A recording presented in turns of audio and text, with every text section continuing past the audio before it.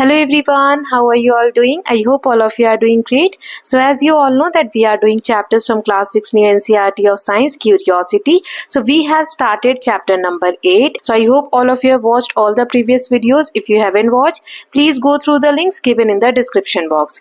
इस वीडियो में हम बचा हुआ चैप्टर देखेंगे. So let us just continue. तो अब अगली एक्सरसाइज देख लेते हैं 8.3 what are the different states of water.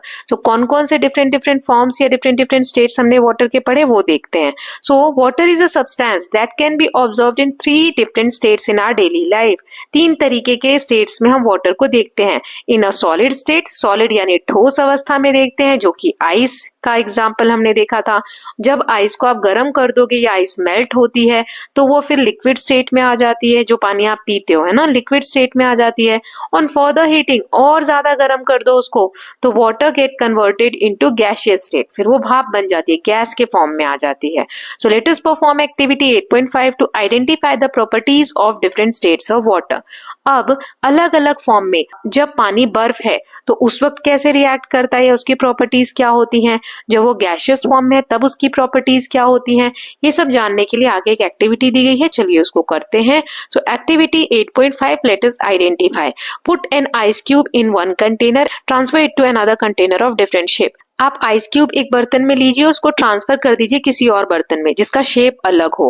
What changes do you notice in the shape of ice cube? Record your observation in table 8.3.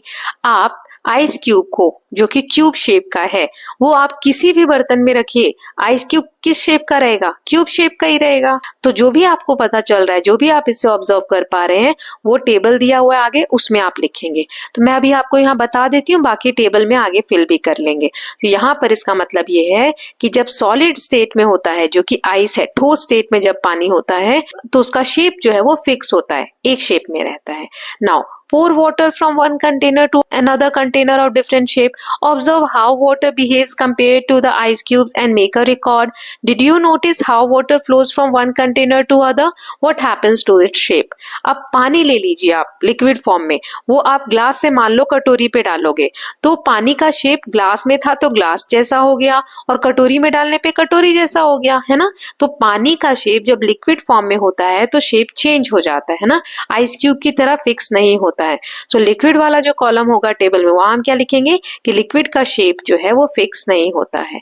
Then pour water on a clean surface and observe how it spread. फिर पानी को आप फर्श पे फेंकिए, फिर देखिए पानी बहुत दूर में फैलने लगता है, फ्लो कर. लेकिन बर्फ कहीं बह के एक जगह से दूसरी जगह नहीं जाएगी, लेकिन वही बर्फ जब पिघल जाएगी, पानी के फॉर्म में आ जाएगी, तब फिर फ्लो होती है ना. So when water gets converted into water vapour, how does this water vapour spread?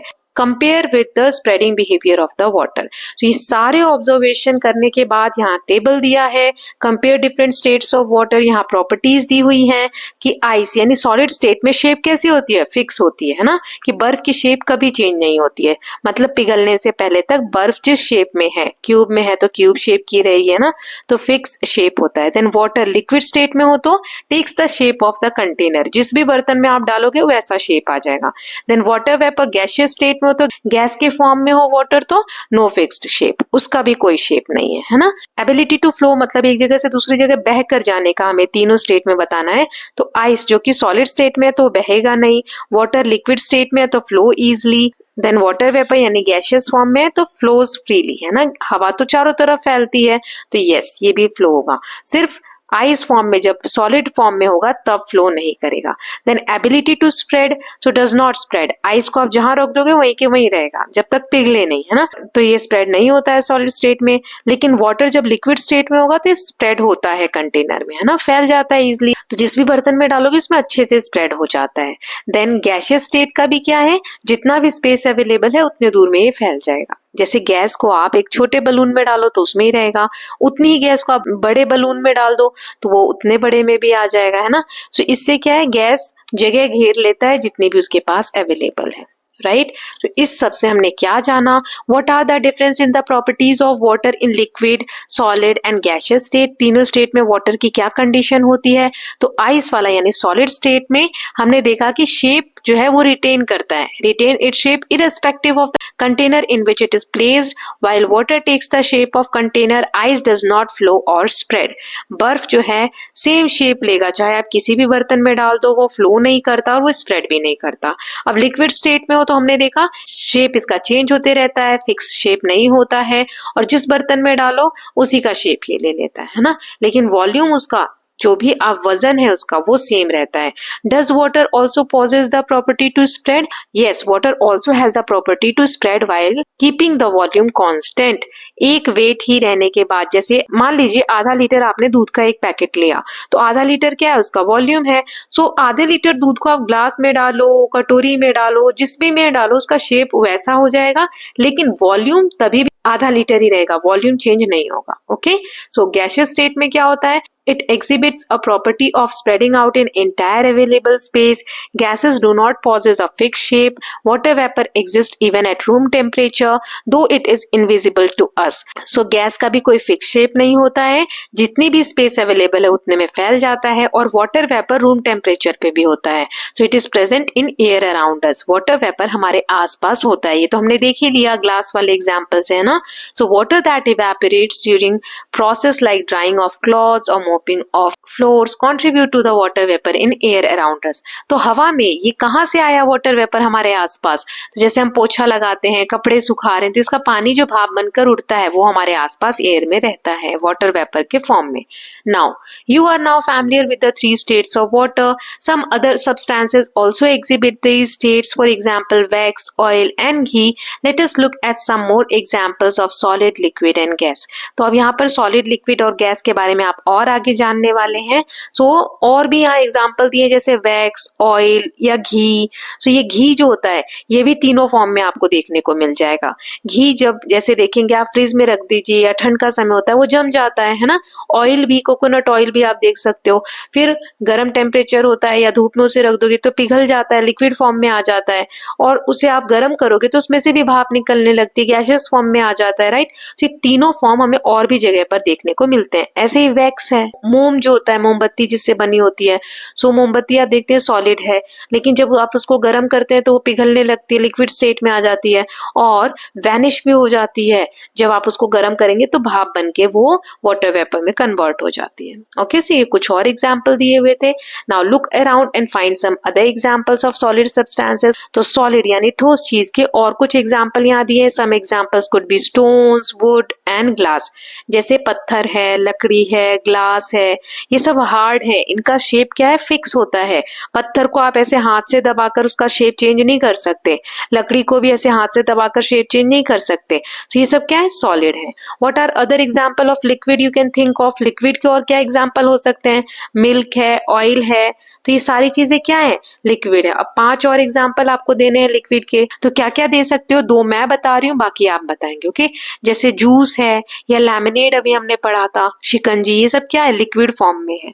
Then have you ever noticed that you can smell the food being cooked even without entering the kitchen? How does the smell reach us? आप देखते होंगे आप किसी और room में बैठे हैं और किचन में क्या खाना मम्मी बना रही है उसकी स्मेल आप तक आ जाती है। तो वो कैसे होता है? आप तो किचन में गए भी नहीं, आपको कैसे स्मेल आ जाती है कि अच्छा मम्मी ये बना रही है शायद, है ना। आप पूछने भी जाते हैं फिर किचन में। तो ये कैसे होता है? It is because the smell of yummy food from cooking spread through the air and reaches our nostrils even if we are not in the kitchen. जो खाना बन रहा है उसमें से धुआं जो निकलता है, भाप जो निकलता है, वो एयर के थ्रू हम तक पहुंच जाता है ना, और हम स्मेल कर पाते हैं। हम किचन में हो या ना हो हमें पता चल जाता है। What are the other example of gases you can think of? What about oxygen and carbon dioxide? So और गैसेस के एग्जाम्पल अब बताओ। जैसे हमने ऑक्सीजन और कार्बन डाइऑक्साइड के बारे में पिछले चैप्टर्स में भी पढ़ा था, ये हमारे एनवायरनमेंट में होती हैं। तो ऐसी बहुत सी गैसें होती हैं। ओके, सो इसके बारे में और आगे चैप्टर में हम डिटेल में पढ़ेंगे। Now exercise 8.4, how can be change the states of water. पानी एक स्टेट में है जैसे सॉलिड, लिक्विड या गैसियस स्टेट, उसको हम दूसरे स्टेट में कैसे चेंज कर सकते हैं, तो ये एक्सरसाइज 8.4 में हम जानेंगे। चलिए स्टार्ट करते हैं। So how can you quickly change ice to its liquid state? Water, आप जैसे कि आइस है उसको लिक्विड फॉर्म में कैसे ला सकते हैं? If we have to change ice into water and water into water vapour, we have to supply heat to it. If we want to change water into ice, what should be done? So इसका मतलब कि ice को आप अगर heat करेंगे तो वो liquid state में आ जाएगा, और ज्यादा हीट करेंगे तो गैसियस स्टेट में आ जाएगा. लेकिन अगर हमें लिक्विड से वाटर से आइस बनाना है तो क्या करना चाहिए? So it can be done by placing water in a cold environment. अगर ठंडी जगह पर रखे such as freezer, water freezes and is converted into ice. If we take the ice out of the freezer, it melts and is converted into water. So freezer में रख दो या किसी ठंडी जगह पे रख दो जो कि बहुत ही कोल्ड टेम्परेचर हो जहाँ का, तो क्या होगा? पानी है वो बर्फ बनने लग जाएगा. जैसे ही आप फ्रीजर से बाहर निकालेंगे सो फिर से आइस क्यूब्स जो है या आइस जो है वो मेल्ट होने लगेगी और वाटर में चेंज हो जाएगी. राइट नाउ एक इंफॉर्मेशन है, देख लेते हैं. Atmospheric water generator machines collect water from humid air to produce drinkable water. So ये AWG यानी एटमॉस्फेरिक वाटर जनरेटर क्या काम करता है? ह्यूमिड एयर यानी कि जो उमस है एनवायरमेंट में या हवा में जो नमी होती है उसको पीने योग्य पानी में कैसे कन्वर्ट किया जाता है? वो इस मशीन के थ्रू किया जाता है जिसे AWG कहते हैं. ओके, हवा को ठंडा कर दिया जाता है, उसके बाद वो वाटर वेपर में कन्वर्ट हो जाता है. किस प्रोसेस से? कंडेंसेशन प्रोसेस से. ये ऑलरेडी हम डिस्कस कर चुके हैं. This process is similar to the formation of drop of water outside the glass tumbler filled with the ice cold water. ये क्या प्रोसेस है? सेम वही प्रोसेस है जो हमने ग्लास टम्बलर वाला एग्जाम्पल देखा था, जिसमें हम आइस डालते हैं और ग्लास के बाहर के सरफेस पे बहुत सारी वाटर ड्रॉपलेट्स हमें देखने को मिल जाती है. Okay, now so can you think of any other example besides water that can change from solid to liquid? हमें कोई और एग्जाम्पल ऐसे बताने हैं जिसमें हम सॉलिड से लिक्विड में जिसको चेंज कर सकते हैं. सो अभी हमने बहुत सारी चीजें देखी थी, जैसे वैक्स है ना, वैक्स यानी मोम, उसको हम गर्म करते हैं तो वो लिक्विड स्टेट में आ जाता है, वैसे वो सॉलिड में रहता है. घी, जैसे ठंड में घी जम जाता है लो टेम्परेचर की वजह से, उसको हम गर्म करते हैं तो वो लिक्विड में आ जाता है ना. तो ये कुछ एग्जाम्पल हो गए. तो आगे वही एग्जाम्पल दिया है जो मैंने अभी आपको समझाया. A candle which is made of wax is one such example. How can we turn candle wax into liquid state? कैसे हम चेंज कर सकते हैं? कैंडल जो वैक्स है जमा हुआ है सॉलिड स्टेट में है, उसको लिक्विड में करने के लिए हम उसे हीट करेंगे, है ना. We should cool the liquid wax to change it into solid. और दोबारा से उसे सॉलिड स्टेट में करना है तो ठंडा कर दो वैक्स को, है ना, तो वो सॉलिड में हो जाएगा. What are other liquids you have seen which get converted into solid? Have you ever seen coconut oil getting converted into its solid state during the winter season? तो ये सारे एग्जाम्पल ऑलरेडी हम discuss कर चुके हैं. जैसे wax है वैसे ही कोकोनट ऑयल है, ठंड में वो जम जाता है, व्हाइट दिखता है ना, और उसको आप धूप में रखते हैं तो फिर से वो मेल्ट होने लगता है या लिक्विड स्टेट में आ जाता है.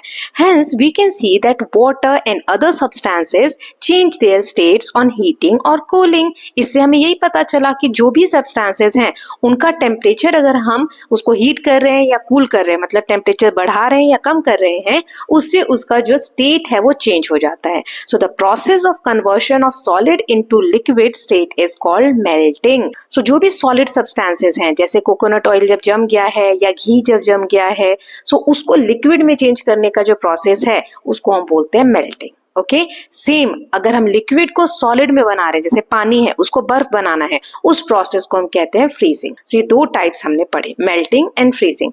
Late us check the connection between different states of water through activity 8.6. यहाँ पर एक एक्टिविटी दी गई है, उसके थ्रू हम जानेंगे क्या कनेक्शन है अलग अलग स्टेट्स ऑफ वाटर में. Okay, so fill up the blank boxes in figure 8.5 marked as ABC and 1, 2, 3, 4 for conversion of different states of water using the words given in the box. Two words have been filled for you. यहाँ कुछ words दिए हुए हैं, इनसे हमें इस table को complete करना है जिसमें डिफरेंट स्टेट ऑफ वाटर के कन्वर्जन को दिखाया गया है. ओके, सो देखो सबसे पहले ए में लिखा है सॉलिड. सॉलिड, इस एरो को देखिए इस तरफ जा रहा है. सॉलिड से हमें लिक्विड बनाना है, यहाँ मैंने लिक्विड लिख दिया, तो ऊपर क्या करना होगा? मेल्टिंग या मेल्ट्स, है ना. तो ये मेल्ट्स हमें दिया हुआ है यहाँ पर. नाउ अब लिक्विड से यहाँ किस पे जाएंगे? गैस पे. तो लिक्विड से गैस बनने में कौन सा प्रोसेस आता है? हमने पिछले पार्ट में देखा था, इवेपोरेट, है ना. लिक्विड इवेपोरेट होके गैस बन जाता है. अब वापस से अगर ये साइकिल जाए, गैस से लिक्विड की तरफ जाना है, एरो पे आप ध्यान दीजिए, तो कौन सा प्रोसेस आएगा? कंडेंसेशन. तो ये वर्ड यहाँ आ जाएगा. फिर लिक्विड से सॉलिड बनाना है तो फ्रीजिंग, है ना, जैसे लिक्विड पानी है उसको बर्फ में चेंज करना है तो हम फ्रीज कर देंगे। सो ये हमने वर्ड्स फिल कर लिए। आई होप आपको ये क्लियर हो रहे हैं। नाउ इसके साथ हमने एक्सरसाइज 8.4 कवर कर लिया। Now let's do exercise 8.5, how can water be evaporated faster और स्लोअर। हमने देखा कि जब पानी इवेपोरेट होता है, भाप बन जाता है, जैसे हमने कीचड़ का एग्जांपल देखा था रेनी सीजन के टाइम, राइट। तो क्या ये जो भाप बनने की प्रक्रिया है, प्रोसेस है, ये फास्टर हो सकती है कि जल्दी से पानी सूख जाए, या स्लोअर हो सकती है कि बहुत टाइम लगे पानी सूखने में? एब्सोल्युटली, वही हम जानने वाले हैं। चलिए देखते हैं। So in section 8.1 we have learned about evaporation. Let us explore it more. हमने इवेपोरेशन के बारे में जाना था, उसको और अच्छे से समझते हैं।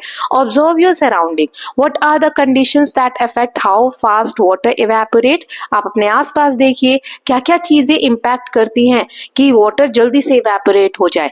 What differences do you see in evaporation on a cold day versus a hot day. क्या क्या चेंजेस होते हैं अगर कोई ठंडा दिन है उस दिन और कोई गर्म दिन है उस दिन। मतलब सर्दी और गर्मी का आप एग्जांपल ले सकते हो कि इवेपोरेशन में क्या डिफरेंसेस आते हैं। डिस्कस विद योर फ्रेंड, आपको अपने फ्रेंड के साथ डिस्कस करना है। The following words help in your discussion: fan, drying clothes, sweating, windy day, hot day, rainy day. So ये कुछ वर्ड्स हैं, ये आपको हेल्प करेंगे इस एक्टिविटी को परफॉर्म करने में। Okay, so let us perform activity 8.7 to investigate conditions that will affect how fast water will evaporate. क्या क्या चीजें इंस्टिगेट करती हैं कि पानी जल्दी से सूख जाए या जल्दी से भाप बन जाए। तो चलिए देखते हैं, इस एक्टिविटी के थ्रू हम जानेंगे।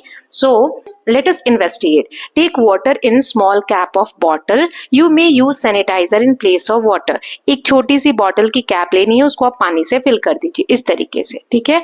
अब सेम अमाउंट ऑफ वाटर को आप एक प्लेट में रख दीजिए इस तरीके से फैला के। Then exposed area of water in bottle cap and the plate are different. अब जो पानी ऊपर की तरफ है जो हम देख सकते हैं, बॉटल कैप कम एरिया दिख रहा है आपको, है ना, बाकी सारा पानी नीचे है जो हमें नहीं दिख रहा है, ऊपर थोड़ा सा दिख रहा है, लेकिन प्लेट में सारा पानी हमें दिख रहा है ना। सो इससे क्या फर्क पड़ता है? So keep both of them near each other, दोनों को एक ही जगह पर आप रख दीजिए। Record the time taken for the water to completely evaporate in each case in table 8.4। ये जो 8.4 टेबल है फाइंडिंग्स ऑफ द इन्वेस्टिगेशन, इसमें जो भी आप ऑब्जर्व करेंगे उसको फिल करना है। सो देखिए, एक्सपोज्ड एरिया ऑफ वाटर, कितना पानी आपको दिख रहा है? तो बॉटल कैप में लेस एरिया दिख रहा है, लेकिन प्लेट में हमें मोर एरिया दिख रहा है, ज्यादा दूर में पानी दिख रहा है ना। सो time taken for complete evaporation क्या होगा? बॉटल कैप का जो पानी है वो बहुत ज्यादा टाइम लगेगा इवेपोरेट होने में, लेकिन प्लेट का पानी जल्दी सूख जाएगा। क्यों? क्योंकि जो सरफेस एरिया है, पानी बहुत ज्यादा दूर में फैला हुआ है, तो जल्दी से वो इवेपोरेट होगा। लेकिन कम एरिया में है तो पहले ऊपर की लेयर होगी इवेपोरेट, फिर नीचे की, फिर नीचे की, है ना। सो इसमें टाइम लग जाएगा। What can you conclude from this investigation? इससे हमें क्या जानने को मिला? आगे दिया हुआ है, चलिए देखते हैं। उससे पहले यहाँ पर देखिए, ये बच्चों ने कुछ ऑब्जर्वेशन किए हैं इन्वेस्टिगेशन के दौरान, वो 3 क्वेश्चंस के थ्रू हम समझेंगे, फिर आगे रीड करेंगे कि इस एक्टिविटी से हमें क्या जानने को मिला। सो पहला बच्चा कहता है, what conditions did we keep the same? कौन कौन सी चीजें बॉटल कैप और प्लेट में सेम थी? So condition kept the same, amount of water in each container, दोनों में सेम अमाउंट ऑफ पानी था, ठीक है। सेम एनवायरमेंटल कंडीशन, क्योंकि दोनों आसपास ही रखे हुए हैं तो टेम्परेचर, एयर मूवमेंट यानी हवा या गर्मी कितनी है, सर्दी कितनी है, वो भी दोनों के लिए सेम ही था। Then second student is saying, what did we change in this investigation? हमने चेंज क्या किया? तो इसमें एक ही चेंज हमने किया, द एक्सपोज्ड सरफेस एरिया, जो पानी हमें दिख रहा है, small in bottle cap and large in plate, वो बॉटल कैप में कम है और प्लेट में ज्यादा है। Then this girl is saying, what did we measure? हमने क्या नापा? सो हमने हर केस में ये देखा कि टाइम कितना लग रहा है इवेपोरेशन होने में। सो इससे हमें क्या जानने को मिला? If we spread out water on a plate, its area exposed to air is larger, therefore evaporation is faster. So हमने इससे ये जाना कि पानी को अगर हमने प्लेट में फैला दिया, इसका मतलब उसका जो एरिया एक्सपोज हो रहा है, हवा से जो कांटेक्ट में आ रहा है उसका एरिया वो ज्यादा है, इसीलिए इवेपोरेशन फास्टर होगा। अब ये यहाँ पर हमसे क्वेश्चन पूछा है, what would happen if milk is taken instead of water in the above activity? क्या होगा अगर आप दूध लेंगे इस पानी की जगह, मतलब कैप में और प्लेट में अगर आपने दूध रखा तो फिर क्या होगा? So milk would also evaporate but it may leaves a residue due to its other components which do not evaporate like water. Milk भी इवेपोरेट हो जाएगा, सूख जाएगा, लेकिन जब पानी सूखता है तो वहां पर आपको कुछ नहीं दिखता। मिल्क जब सूखेगा ना, कुछ कंपोनेंट्स रह जाएंगे जो मिल्क में होते हैं, जो कि इवेपोरेट वैसे नहीं होते जैसे पानी होता है। ओके, तो हमने ये पहली चीज जानी कि सरफेस एरिया कितना एक्सपोज है वो डिपेंड करता है कि पानी कितनी फास्ट या स्लो इवेपोरेट होगा। Okay, now other conditions which affect how fast water evaporate, और कौन सी कंडीशन है जो मैटर करती है कि कितनी फास्ट वाटर इवेपोरेट होगा? So design an activity similar to activity 8.7 to find out what are the other conditions which can affect how fast water will evaporate. What would you change, what would you keep the same? Perform this activity, use table 8.5 to record the data and discuss your observation। अब आपको जैसे अभी हमने एक activity की वैसे ही कुछ और एक एक्टिविटी करनी है, उसमें आप कोई और चेंजेस भी कर सकते हैं और देख सकते हैं कि क्या वर्क करता है फास्टर इवेपोरेशन में। चलिए देखते हैं। So table 8.5 record the data of an investigation where one condition is changed and other condition remain the same। तो कंडीशन इसमें सेम हमने क्या रखी है कि वाटर की जो क्वांटिटी है वो सेम है। ओके, नाउ चेंज क्या क्या किया, उसी पानी को आप सनलाइट में रखोगे तो time taken for complete evaporation वो फास्टर इवेपोरेट होगा। शेड में यानी छाया में रखोगे तो स्लो इवेपोरेशन होगा। विंडी एरिया, ऐसी जगह पर रखोगे जहां पे हवा चल रही है तो फास्ट इवेपोरेशन होगा। स्टिल एरिया, जहां हवा नहीं चल रही है तो वहां पर इवेपोरेशन स्लोअर होगा। ओके, सो बहुत सारे फैक्टर हैं, ऐसा नहीं है कि सिर्फ धूप या सिर्फ हवा या सिर्फ छाया, नहीं, बहुत सारे फैक्टर इवेपोरेशन पे वर्क करते हैं। Okay, so other than the condition you have explored to find how water can be made to evaporate faster और slower, you can also conduct activity 8.8 to explore it further. इसी को हमें आगे एक activity में और अच्छे से समझाया गया है, चलिए उस एक्टिविटी को देख लेते हैं। So let us explore. Take identical caps of 2 bottles, यहाँ पे 2 कैप लेनी है, सेम क्वांटिटी ऑफ पानी उसमें लेना है, pour equal amount of water in each of the cap, right. Now एक को हमें सनलाइट में रख देना है इस तरीके से और दूसरे को हमें पेड़ की छाया में रख देना है। ओके, यहाँ आप देख सकते हैं। Observe 2 caps of bottle after every 15 minutes, और हर 15 मिनट के बाद आप बॉटल की कैप को देखिए जाकर। Record the time taken for water to completely evaporate in each case, और देखिए कि कितना टाइम लगता है पानी को इवेपोरेट होने में। You can also repeat this activity on a windy or a rainy day and record your observation। इसको आप अलग अलग दिन पे भी ट्राई कर सकते हैं, जैसे बारिश के दिन क्या रिएक्शन होता है या जिस दिन हवा चल रही है उस दिन कैसे इवेपोरेशन हो रहा है, right. So what conclusion can you draw from activity 8.8 and other similar experiences? इससे हमें क्या जानने को मिला? So it is a common observation that clothes dry faster on a hot sunny day. हम सबको पता है कि जिस दिन धूप निकलती है उस दिन अगर आप कपड़े डालो तो कपड़े फटाफट सूख जाते हैं ना। डू क्लॉथ्स ड्राई फास्टर और slower on a windy day? So जिस दिन धूप निकली है उस दिन तो कपड़े फास्टली सूखते ही हैं, लेकिन क्या जिस दिन हवा चल रही है उस दिन भी कपड़े फास्टली सूखते हैं? So yes, it is once again a common observation that clothes dry faster on a windy day. जिस दिन हवा चलेगी उस दिन भी कपड़े जल्दी सूखते हैं। With the increase in the movement of air water evaporates faster. So इससे हमें ये जानने को मिला कि जैसे ही हवा का मूवमेंट तेज होता है, इंक्रीज मतलब बढ़ना, जैसे ही हवा तेज बहने लगती है वाटर जल्दी इवेपोरेट होता है। ओके, सो हवा का भी एक रोल है। हमने टेम्परेचर देख लिया, तो ये सारी चीजें वर्क करती हैं इवेपोरेशन पे। अब रेनी सीजन में क्या इम्पैक्ट होगा इसको जानने से पहले ये एक मोर टू डू रह गया था पिछले पेजेस में, मैं बताना भूल गई थी, इसको डिस्कस कर लेते हैं। So the amount of water vapour in air is also known as humidity. Humidity क्या होता है? उमस जिसे हम बोलते हैं।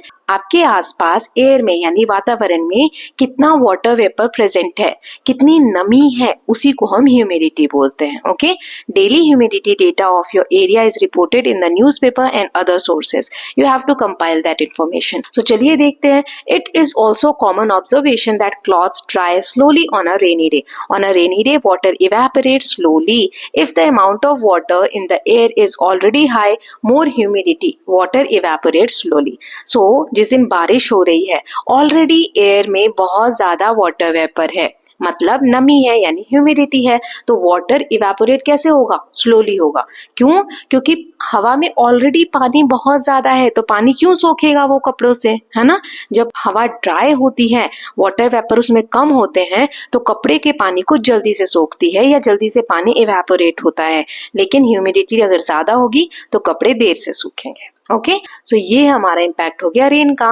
Now if you want to dry your cloth on a rainy day, how can you make it faster? लेकिन अगर बारिश के समय में आपको फास्ट कपड़े सुखाने हैं तो आप क्या क्या कर सकते हैं? सो जैसे use a fan for air flow, आप पंखा चला सकते हैं। Dry clothes in a warm indoor space, ऐसी जगह पर घर के अंदर रख सकते हैं जहाँ पे थोड़ा गर्म एनवायरमेंट हो। Then reduce humidity with a dehumidifier, कुछ ऐसी इलेक्ट्रॉनिक गैजेट्स आते हैं जिससे आप ह्यूमिडिटी को कम कर सकते हैं, जिसकी वजह से हवा ड्राई होगी और फिर इवेपोरेशन फास्टर होगा। Then spread out clothes to expose more surface area to air, जिसे हमने देखा था प्लेट में हमने जब पानी फैला के रखा तो जल्दी इवेपोरेट हो रहा था। ऐसे ही कपड़े को इकट्ठा करके रखने की बजाय अगर हम फैला कर रखेंगे तो उसका एरिया क्या होगा? ज्यादा एक्सपोज होगा एयर में, तो वो जल्दी इसमें इवेपोरेशन होगा और जल्दी से वो ड्राई हो जाएंगे, राइट। तो ये कुछ स्टेप्स हम कर सकते हैं। नाउ ह्यूमिडिटी से रिलेटेड यहाँ पे एक फैक्ट दिया है, do you know the amount of water vapour in the air is more on rainy days and hence rainy days are more humid. बारिश के दिनों में एयर में वाटर वेपर बहुत ज्यादा होता है, इसी कारण बारिश के दिनों में ह्यूमिडिटी बहुत ज्यादा होती है। ओके, सो हमने ह्यूमिडिटी और इवेपोरेशन से रिलेटेड बहुत सारे कॉन्सेप्ट सीखे। Now I hope all topics are clear to you which we discussed yet, but if you haven't watched all the previous videos, it is not going to be easy for you to understand these topics. Okay, so सारे parts देखना बहुत compulsory है। So let us just wind up this video here only. 8.5 तक हमने cover कर लिया है। Next part में हम 8.6 और 8.7 देख लेंगे। 2 ही पार्ट और बचे हुए हैं, so we are going to finish this chapter in the next video. Okay, so I hope you are loving these videos. If you are doing so, please like and share it, and don't forget to subscribe Kalyan TV channel for more such videos. Thank you so much.